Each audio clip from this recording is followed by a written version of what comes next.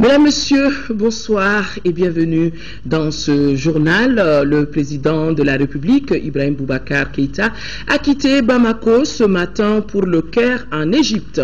Le président de la République est déjà arrivé au Caire. Voilà les images d'arrivée du président de la République dans la capitale égyptienne. Ibrahim Boubacar Keïta assistera à l'investiture du président de la République arabe d'Égypte, Abdel Fattah Saïd Hussein Khalil, qui vient d'être élu à une écrasante majorité. Le chef de l'État prendra part donc aux côtés de plusieurs de ses pairs d'Afrique et du monde à la cérémonie d'investiture du nouveau président égyptien.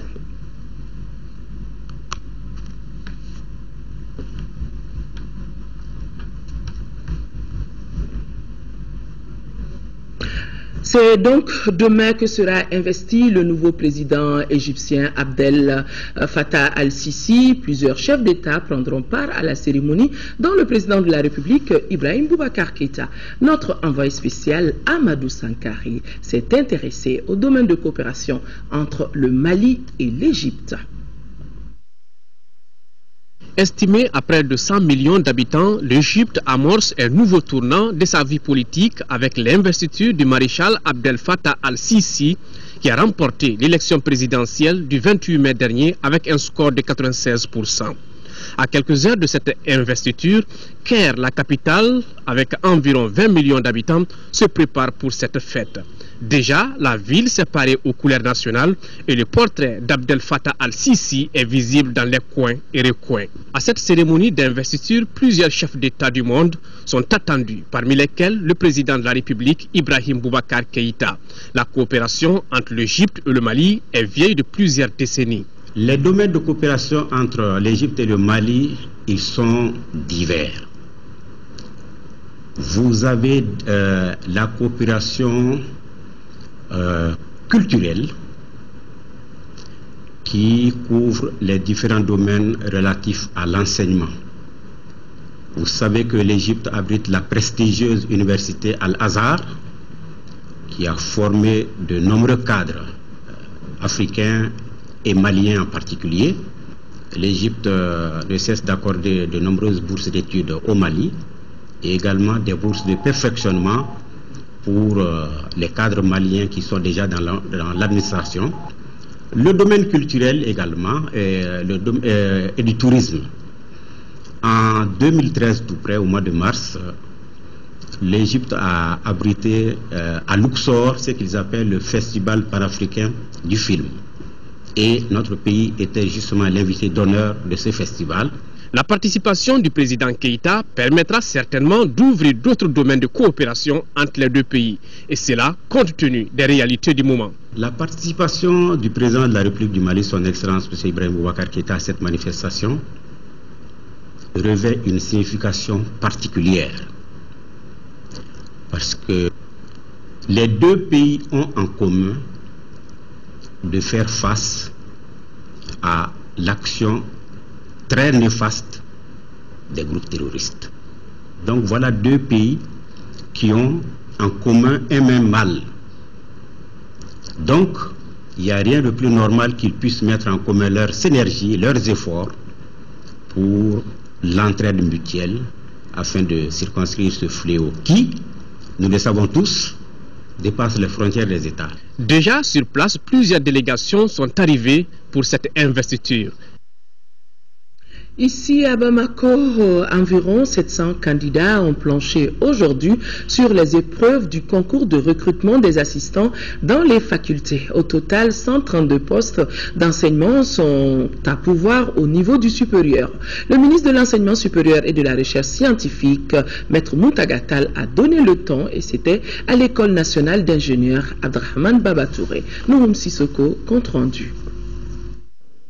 Ils sont environ 800 candidats dans la course à ce recrutement de professeurs assistants pour 132 postes à pourvoir. Dans ce lot, 88 postulants titulaires de doctorat sont dispensés du concours. Les dossiers de ces derniers feront l'objet d'examen par un comité de sélection. L'enseignement supérieur manque cruellement de professeurs, ce qui explique d'ailleurs le nombre d'heures supplémentaires anormalement élevé que nous avons chaque année.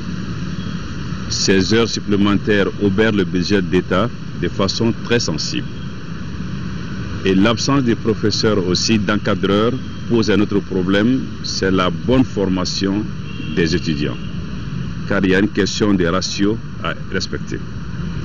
C'est tenant compte de ces impératifs que le président de la République a instruit au gouvernement de recruter un certain nombre d'enseignants. Le concours comporte une épreuve technique et une autre de culture générale dans 113 spécialités. Ce concours est ouvert aux détenteurs soit du DEA, les diplômes d'études approfondies, soit du master. Avec ces deux diplômes, ils peuvent faire ce concours et ceux qui réussissent seront donc nommés assistants et pourront par la suite faire carrière dans l'enseignement supérieur. Ce recrutement de professeurs assistants vise à combler le déficit de ressources humaines dans les facultés. Opération surprise ce matin, ou si vous voulez, opération inopinée à travers la circulation ce matin à Bamako. Les agents de la compagnie de circulation routière, appuyés par la gendarmerie, ont mis la main sur une centaine de véhicules de l'État retrouvés dans la circulation. Ces véhicules sont gardés en fourrière pour violation. Autrement dit, ces véhicules ne devraient pas circuler pendant le week-end, une mesure édictée par le gouvernement. Mamourou Sidibé était sur le terrain et voyons ce qu'il a vu ce matin. S'il y a un événement qui a surpris les usagers de la capitale ce samedi matin, c'est bien l'opération véhicule de l'État. Cette opération a consisté à conduire en fourrière tout véhicule de l'État retrouvé dans la circulation. La mission n'a pas été facile pour les exécutants. On nous dit les plaques K ainsi que les amants, c'est-à-dire les véhicules appartenant à l'armée. Nous les faisons comprendre que ce sont des instructions que nous avons reçues. Et ces instructions, c'est dans les cadres stricts de respecter des vœux de nos chefs. Tous ces véhicules interpellés ne sont pas étatiques. À savoir qu'il y a aussi ce problème. Il y a certains qui prennent leurs propres véhicules, les véhicules personnels, ils apposent les plaques d'immatriculation de l'État, les plaques K, les plaques communément appelées bleues, sur leurs véhicules. Là, on peut qualifier ça de fausses plaques. Ils le font. Et nous avons eu des pareils cas, on les a conduits au niveau de la compagnie de circulation routière. Bien ciblée, l'opération aurait eu son effet escompté. Pour qui connaît l'usage abusif qu'on fait souvent des biens de l'État. Cette opération a été préjudiciable à certains services. L'éducation en cette période d'examen en a eu pour son compte. Même l'ORTM n'a pas été épargné. Un service qui est en activité nuit et jour. Au dire des usagers, cette décision devrait être précédée d'une circulaire. Pourquoi cela n'a pas été fait? Comment et quand ces véhicules seront restitués? On ne trouvera aucun interlocuteur pour répondre à ces questions, ni à la CCR, ni au ministère. Mamourou Sidibé, le ministre du Développement rural a procédé hier au lancement de la campagne agricole 2014-2015 de la filiale Nord-Est et c'était à Koutiala. Pour cette campagne, près de 200 000 tonnes de coton-graines et plus de 396 000 tonnes de céréales sont attendues dans la capitale de l'or blanc. Selon les paysans de la localité, tous les intrants agricoles sont disponibles dans les magasins de stockage, nous dit Moussa Fani. C'est dans le champ de Mamoudou Sissoko à Wolodougou, situé à 7 km de Koutiala, que le ministre du Développement rural a sémé les premières graines de coton. Cela donne ainsi le coup d'envoi de la campagne agricole 2014-2015 de la filiale CMDT de Koutiala. Dans cette filiale, environ 200 000 tonnes de coton-graines et plus de 396 000 tonnes de céréales sont entendues pour cette campagne. Le seul mot important aujourd'hui, à l'endroit des présidents de la filiale de la frontière de Koutiala, c'est de les exhorter à faire en sorte que les défis qu'ils ont lancés d'ailleurs, que ces défis ils puissent les relever, à savoir au minimum 200 000 tonnes de coton-graines en fin de campagne. Tous les engrais sont arrivés au niveau des producteurs. Tout ce que le gouvernement devait faire, je pense que c'est grâce à lui aujourd'hui, tout ce qu'on pensait du mal est résolu. Selon le ministre du Développement rural, le gouvernement investit chaque année 35 milliards de francs CFA pour la subvention des intrants agricoles. Pour ce faire, il a insisté pour la bonne gestion de la dite subvention afin qu'elle puisse produire l'effet escompté. C'est heureux de dire que Koutiala est la capitale du coton. Cela ne dépend que des cotonculteurs eux-mêmes. Il faut que les cotonculteurs prennent la mesure de l'engagement du gouvernement et du président de la République de faire du secteur du développement rural le moteur de notre économie. Qu'ils apprécient l'ensemble des efforts que le président de la République et le gouvernement de la République consentent en faveur du secteur.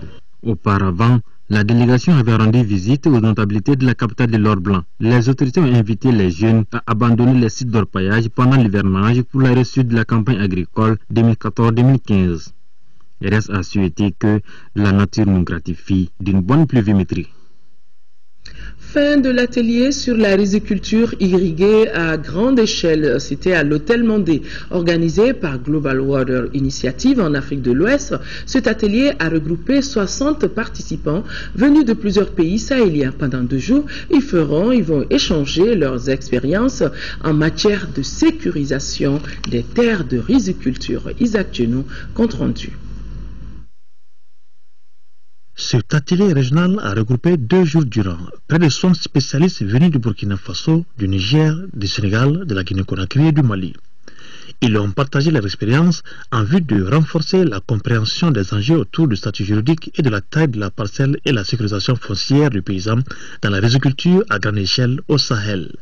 Il visait aussi à alimenter la réflexion pour l'opérationnalisation de la déclaration de Dakar sur l'irrigation.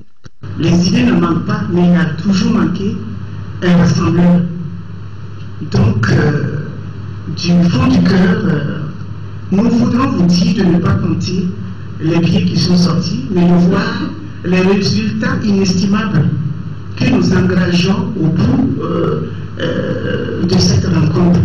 À l'issue des travaux, les participants ont recommandé entre autres le bornage des périmètres irrigués dans les pays au nom de l'État pour permettre l'établissement formel de titres qui sécurisent les paysans dans le temps. Il est question de mettre en place des services juridiques pour assister les paysans et le dispositif de vulgarisation des outils de sécurisation pour une meilleure maîtrise du foncier. Global Water Initiative, à la fin des travaux, a également publié un document sur les perspectives divergentes sur la riziculture irriguée par 3 grands barrages dans le Sahel. Je vous le disais dans les titres, sur une prévision de 10 milliards de francs CFA, la BDM fait plus. Elle vient de réaliser un chiffre d'affaires de plus de 11 milliards de francs CFA. C'est ce qui ressort de la 48e session de son conseil d'administration tenue ce matin. Après adoption et examen des points inscrits à l'ordre du jour, le conseil a salué les performances enregistrées au cours de l'année 2013. Le président directeur général Abdoulaye Daffé a profité de cette occasion pour dévoiler un ambitieux plan d'extension à la sous-région et en France. Mohamed Ould Mamouni a suivi ce conseil d'administration.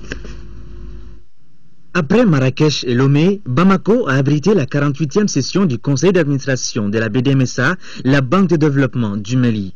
Malgré un contexte difficile de l'année 2013, l'institution financière a enregistré un bénéfice net de 11 milliards 463 millions de francs CFA sur une prévision de plus de 10 milliards de francs CFA. Dans sa mission de promouvoir le développement économique du Mali, la BDM a appuyé certains secteurs. Notre banque a apporté son traditionnel soutien au secteur coton, au secteur des mines, à celui des télécommunications, au secteur de l'agroalimentaire, sans oublier celui des hydrocarbures, à tous les secteurs porteurs de croissance dans notre pays. La BDM a apporté sa contribution. Elle a été la banque des particuliers, la banque du secteur privé, mais aussi du secteur public, au regard de l'ampleur de ses interventions en vue de soutenir la trésorerie de l'État. Dans sa politique d'expansion dans la sous-région, la BDM a désormais des filiales au Burkina Faso et en Côte d'Ivoire. Ces filiales sont respectivement dénommées BDU-BF et BDU-CI. Ce projet d'expansion se poursuivra dans d'autres pays. La BDM est en train de franchir le cap de ce que l'on peut appeler un groupe bancaire régional. Et aujourd'hui, le challenge est autant de rester fort sur ses bases et d'accompagner l'économie malienne, et en même temps prouver que ce qui était avant une banque sur un territoire devient un groupe de banques sur un territoire plus élargi. La Chambre de commerce et d'industrie du Mali est actionnaire dans ses 2 filiales avec 10%, soit un investissement de plus d'1 milliard de francs CFA. Nous avons décidé, pas seulement en connaissance du terrain, mais les projections, les perspectives que l'étude de faisabilité nous a montrées, en dehors même de ce segment important d'activité des entreprises maliennes à l'international, il y a aussi la possibilité même pour la banque d'engranger pas mal d'activités locales en Côte d'Ivoire, où c'est une reprise incontestée, et aussi au Burkina Faso, qui est devenu aussi un grand terrain de transit des flux vers le Mali et vers l'extérieur. Pour l'année en cours, la BDM, en plus d'accompagner la relance de l'économie malienne, envisage de faire mieux qu'en 2013. L'inauguration de la clinique mobile ophtalmologique a eu lieu ce matin à la direction générale du collège Horizon. Cette clinique mobile offre des consultations ophtalmologiques gratuites et des opérations chirurgicales de la cataracte. Cette activité a été initiée par l'association Tanded Mali en partenariat avec l'Université des sciences techniques et des technologies de Bamako et de la Fédération de santé de la région d'Égée en Turquie. Rachel Tessougé compte rendu. La clinique mobile ophtalmologique comprend une salle d'attente, une salle de stérilisation, une salle d'opération et une salle de consultation. Elle est financée à hauteur de 225 millions de francs CFA par l'association turque Tanded Mali. Cette clinique mobile intervient dans le cadre du programme national de lutte contre la cécité. Elle offre des consultations gratuites sur toute l'étendue du territoire national. On a vu qu'il y a des gens qui ont problème de vision et en tant que l'association, on s'est réunis avec les membres et on a dit qu'est-ce qu'on peut faire. Ça sera un projet long terme, ça va continuer. Lorsqu'on a fini les opérations de cataracte pour Bamako, on va partir dans d'autres régions. Cet appui va sans nul doute contribuer à renforcer les liens d'amitié qui existent entre la Turquie et le Mali. Les jours à venir, ophtalmologistes maliens et ophtalmologistes turcs vont travailler pour la prise en charge des 100 000 cas de cataracte dont notre pays a aujourd'hui. Et je pense qu'on ne peut pas saluer assez l'engagement du peuple turc à notre côté. Vous êtes en train de prendre plusieurs initiatives humanitaires pour aider les populations maliennes à faire face à la maladie. Nous serons toujours aux côtés de vous pour vous accompagner, pour mettre en œuvre ces différentes opérations humanitaires au profit de nos seules populations. L'association de solidarité Tanded Mali œuvre dans plusieurs domaines tels la santé, l'éducation, la nutrition. Dans la mouvance du 13e anniversaire de la disparition de Maître Demba Diallo, l'Union des forces démocratiques UFD a tenu ce samedi à Koulikoro un point de presse. Le président de l'UFD a expliqué aux militants et sympathisants sur place le riche parcours politique et professionnel de Maître Demba Diallo, exprimé aussi la position de son parti au sein de la majorité présidentielle. Et le nouveau siège du parti a été inauguré. Koulikoro, nous retrouvons Seydou Traoré. Ce point de presse de l'Union des forces démocratiques UFD visait pour le parti de l'Aigle à rappeler au public le parcours du bâtonnier de l'ordre des avocats, premier médiateur de la République, premier président de l'association malienne des droits de l'homme AMDH, Maître Demba Diallo, disparu le 7 juin 2001.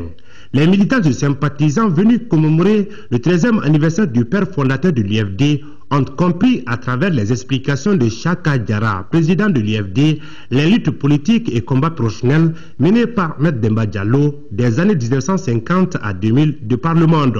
Pour Chaka Diarra, le choix de Koulikoro pour cette conférence de presse n'est pas fortuit. Maître Demba Diallo est né à Koulikoro en 1925 et venir célébrer son 13e anniversaire à Koulikoro est un signe symbolique pour nous, un devoir de mémoire pour un homme qui a tout donné pour le Mali, un homme de principe, un homme qui s'est battu pour le Mali, pour l'Afrique et pour le monde entier. Le rôle joué par l'ULIS disparu dans l'avènement de la démocratie à la création du parti IFD, en passant par la défense des droits de l'homme, n'ont pas échappé aux conférenciers du jour.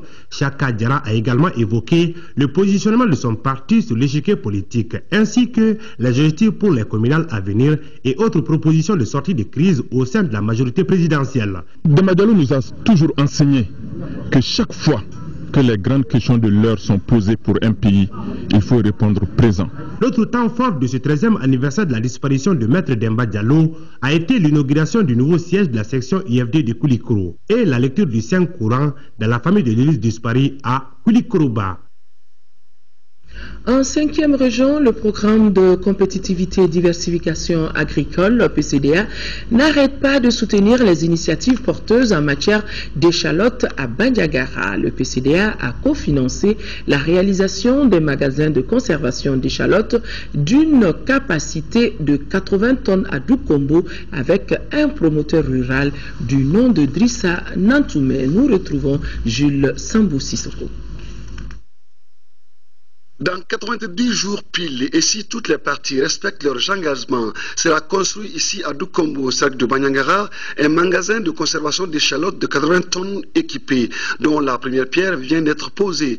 Coût du sous-projet en question, 38 425 000 francs CFA, cofinancé par le PCDA et le promoteur local, Drissa Nantoumé, dont l'apport est de 19 212 500 francs CFA. Depuis 2008, nous travaillons avec lui. Il a commencé par un projet initial où il ne faisait que 15 tonnes d'échalotes à conserver, avec un résultat net d'exploitation de 6 millions. Nous l'avons accompagné de nouveau. Ici va émerger des semences de qualité. Ce projet, il a vu son utilité, son avantage pour tout le monde. Il s'est engagé car un magasin de stockage, c'est comme une terre très précieuse. L'initiative est un bon investissement, a indiqué l'autorité locale. La réalisation de cette infrastructure contribuera à améliorer les revenus des populations laborieuses de Doukombo. Cette cérémonie a été rendue possible grâce à la persévérance d'un fils du terroir. Par ce geste simple, mais combien important pour l'avenir, ce sont 6 emplois directs et 15 indirects qui seront créés avec cette migration d'une très petite entreprise vers une petite et moyenne entreprise. Dans le cadre de la Journée mondiale de l'environnement, la MINUSMA et la population de la cité des Askia luttent contre les déchets plastiques non biodégradables. Pour mener efficacement cette lutte, ces deux partenaires s'inspirent de l'exemple du Rwanda par le canal de son contingent de la MINUSMA basé à Gao. Faut-il le rappeler, ce pays dont la propriété a émerveillé le président de la République, Ibrahim Boubacar Keïta, lors de sa visite. Le Rwanda est un pays sans sachets plastiques. Daouda Zoumana Traoré depuis Gao. À l'instar des autres agglomérations du Mali, Gao connaît une prolifération des sachets en plastique non biodégradables dans ses rues. Un phénomène qui ne facilite pas du tout les travaux d'assainissement de la mairie. C'est pourquoi les acteurs, dont la MINUSMA, les collectivités et les associations de Gao, ont décidé de mener une bataille sans merci contre ces emballages en plastique. La réussite du Rwanda dans la politique de lutte contre ce fléau a permis aux organisateurs d'impliquer le contingent rwandais de la MINUSMA à Gao à cette lutte. Depuis 2006, l'utilisation des sacs en plastique comme l'un des moyens de transporter des articles au Rwanda a été interdite. Il s'avère que c'est une réussite parce que de nos jours, plus personne n'en fait usage. La situation endémique des déchets plastiques non biodégradables est très critique car celle constitue aujourd'hui une menace sérieuse pour le développement durable. Durant plusieurs jours, les groupements et associations dotés de matériel d'assainissement tenteront de ramasser les sachets en plastique qui nuisent aux hommes, aux animaux et aux cultures dans la cité des Askia. La MINUSMA, à travers son personnel en général, son personnel rwandais en particulier, a décidé d'accompagner la ville de Gao dans la lutte contre les sachets plastiques. Toute chose qui va non seulement nous apporter une certaine propriété à la ville, mais aussi et surtout apporter un savoir-faire aux habitants de la cité des Askia. Le partage de l'expérience du Rwanda doit permettre l'application de la loi numéro 2012-003 ANRM du 23 janvier 2012 portant interdiction de la production, de l'importation, de la détention, de la commercialisation et de l'utilisation de sachets en plastique non biodégradables et de granulés non biodégradables destinés à la fabrication des 10 sachets. C'est Beta, hameau où vivent plus de 500 réfugiés mauritaniens, est situé à 55 km de Caille dans la commune de Guidimaga, Kéri Kafo, qui a abrité le lancement de la campagne en faveur de la promotion de la planification familiale, du dépistage du cancer du col de l'utérus et du VIH, Sida. Kansoutou Kanouté, que nous retrouvons depuis Caille. Organisé par l'UNHCR Caille et le PSI Mali Caille en partenariat avec Stop Sahel et AMSOP, cette campagne a pour objectif d'assurer une meilleure protection et le bien-être des femmes, des filles, des hommes, des garçons réfugiés par le renforcement des services de la planification familiale, du dépistage du cancer du col de l'utérus et de la prise en charge des personnes vivant avec le VIH-Sida. À l'issue de cette campagne, nous pensons que les gens seront suffisamment motivés et suffisamment conscientisés et verront l'importance de la planification familiale et verront que si des gens acceptent de faire des kilomètres pour venir s'occuper de leur santé à eux, ça va les motiver et à leur tour d'aller vers les centres de santé. Nous osons croire. C'est une population qui est loin du centre de santé, elle n'a pas accès à des services de qualité, elle n'a pas accès à des services comme la planification familiale, comme le dépistage du cancer du col, comme le dépistage du VIH. Donc avec notre partenaire ACR, que nous saluons ici vraiment très sincèrement, et ses autres partenaires AMSOP et Stop Sahel, nous avons décidé de faire une caravane en marge de la campagne de planification familiale qui a été lancée à Gorigopela le 21 mai passé. Donc, dans notre objectif, c'est de faire une activité par jour, par site. À l'issue des informations sur le dépistage volontaire du cancer du col de l'utérus et du VIH-Sida aux femmes par PSI Mali Caille, les agents de santé ont ensuite procédé au dépistage volontaire. À noter que la caravane se rendra après Beta à Melga, Sirenanti, Aourou et Orogniwa. L'UNHCR, le PSI Mali Caille et ses partenaires ont souhaité que les filles et les femmes réfugiées des sites visités soient mieux informées sur les services de la planification familiale. Une trentaine d'élèves de la classe de première sciences du lycée français Liberté de Bamako ont présenté hier soir un projet intitulé Processus de décolonisation et témoignages littéraires en Afrique de l'Ouest. Regard croisé Mali-Sénégal. Cette exposition a regroupé professeurs et parents d'élèves dans les locaux du dit établissement. Et Garibou Pérou était présent lui aussi. Une exposition, un film, une remise officielle d'un fascicule sur les regards croisés Mali-Sénégal sont les résultats d'un projet pédagogique en lettres et histoire. Il s'est concrétisé par des sorties pédagogiques à Bamako et un voyage au Sénégal sur les différents sites de la décolonisation. La fédération au Mali et au Sénégal nous semblait important de montrer un peu à la population sénégalaise et à la population malienne l'origine un peu des indépendances des pays en Afrique de l'Ouest, parce que Modibo Keïta là et Léopold Sédar Senghor ont joué un rôle important. Si on veut vraiment comprendre l'histoire de notre pays, du Sénégal, qui est un pays frère, il fallait vraiment qu'on passe par cette étape-là. L'île de Gorée, porte de l'enfer, une île où les vents nous portent, et la porte s'est refermée, verrouillée par le sommeil de l'histoire.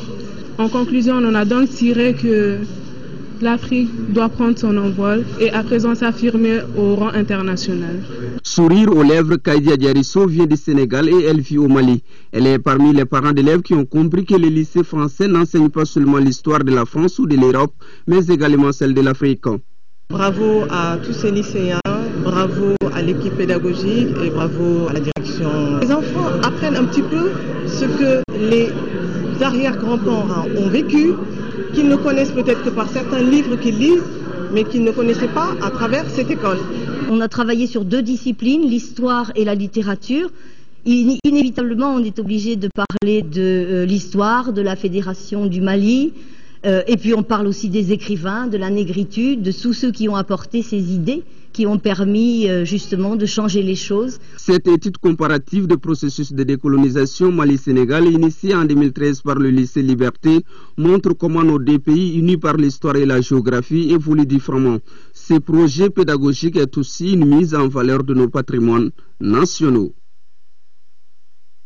L'hôtel Radisson Blu vient d'abriter la 6e édition du Salon international de la mode malienne CIMA, organisé par Clément et Jos Confection et par Genesis Design. Le salon a pour objectif de faire entrer le Mali dans le monde de la mode. Fademba Keita. Valoriser le métier de la mode et de l'artisanat malien, telle est l'idée qui se dégage derrière cette exposition et ce défilé à l'occasion de la première édition du Salon international de la mode malienne CIMA. Le défilé en cours a pour thème Moussoro ou le foulard. La présentation des modèles se fait simultanément avec l'exposition vente des articles confectionnés par des artistes nationaux et internationaux spécialisés en coupe et couture.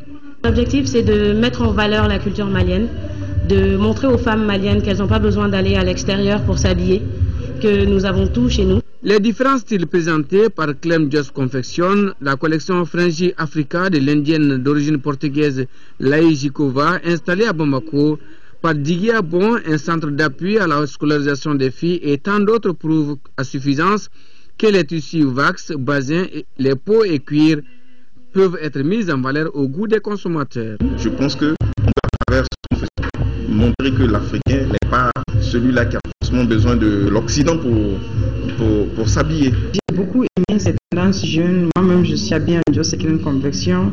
Ils mettent le tissu africain en valeur. C'est moins cher et ça habille bien. Ça vaut mieux que d'aller en Europe ou bien aller dans les magasins acheter des habits à haut prix alors qu'on peut avoir à bas prix ici. Cette première édition du Salon international de la mode malienne qui s'achève met l'accent sur le rôle et les enjeux socio-économiques et touristiques de la culture malienne.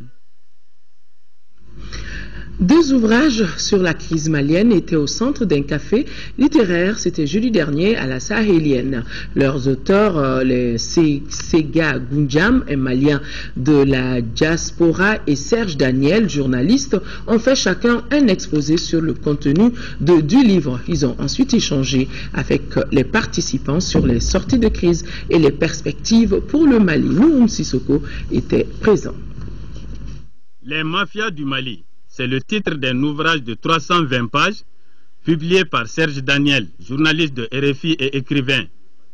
Sega Gunjam, docteur en mathématiques, spécialité informatique à l'université de Nancy 1 en France, lui, est l'auteur d'une œuvre de 135 pages intitulée « Mali, réflexion sur un enchaînement de crises, de l'écroulement à l'émergence ». J'ai essayé de faire une analyse avant la crise. Qu'est-ce qui peut expliquer que ce genre d'événement se produise dans un pays comme le Mali qui avait une réputation?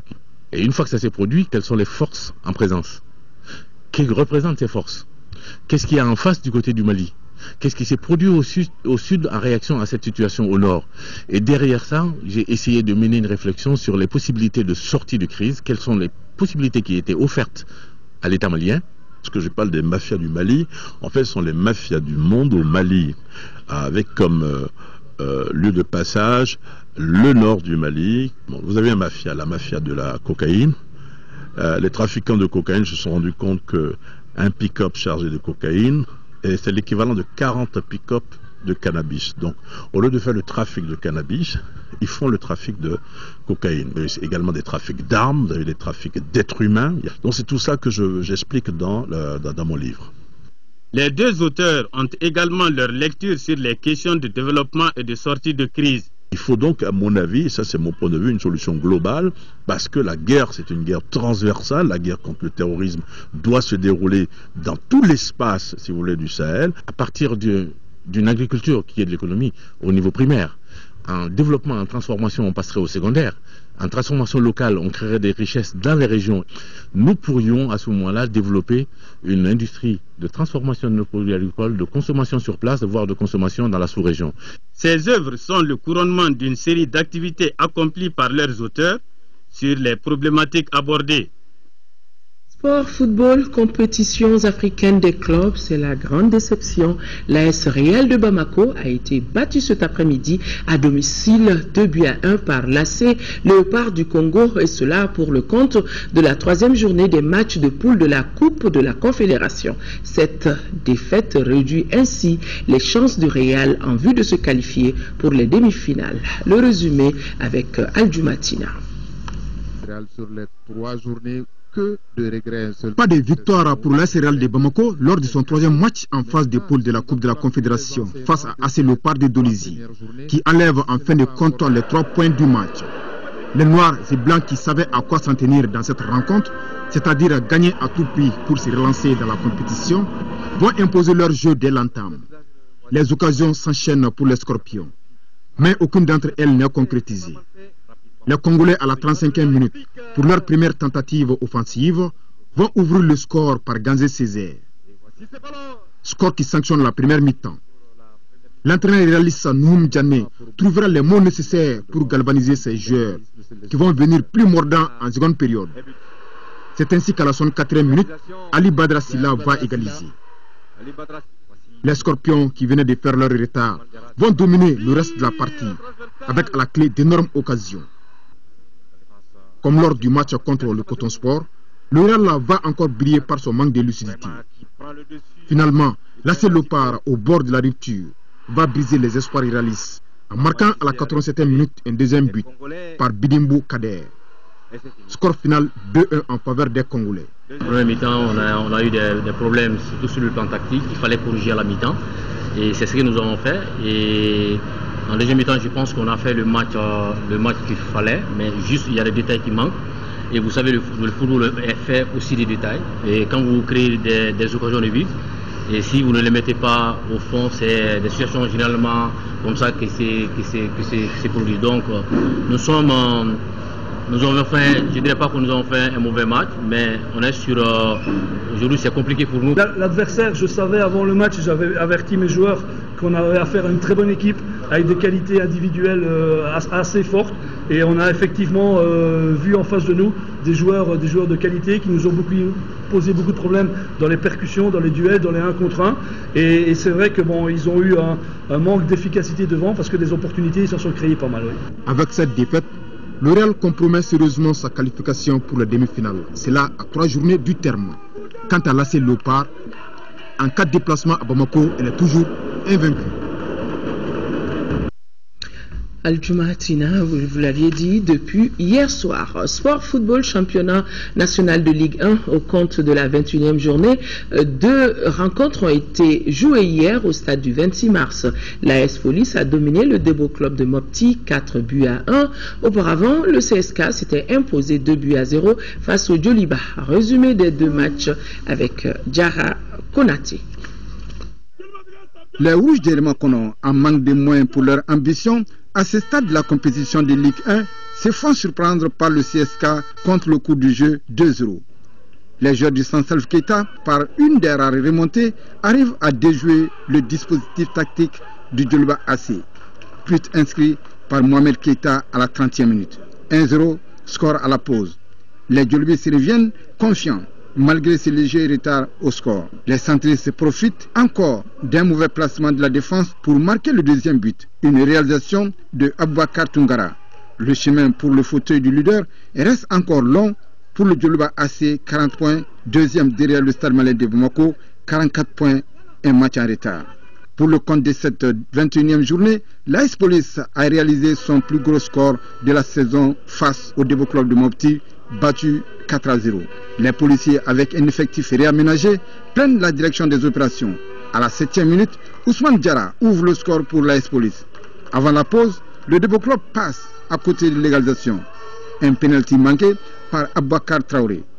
L'AS Police domine totalement la deuxième période. Au 75e, 80e et 85e minute, 3 buts ont été inscrits. Un sur penalty transformé par Moussa Sissoko et 2 autres par Ousmane Diarra et Abou Konaté. L'AS Police remporte les 3 points de la rencontre.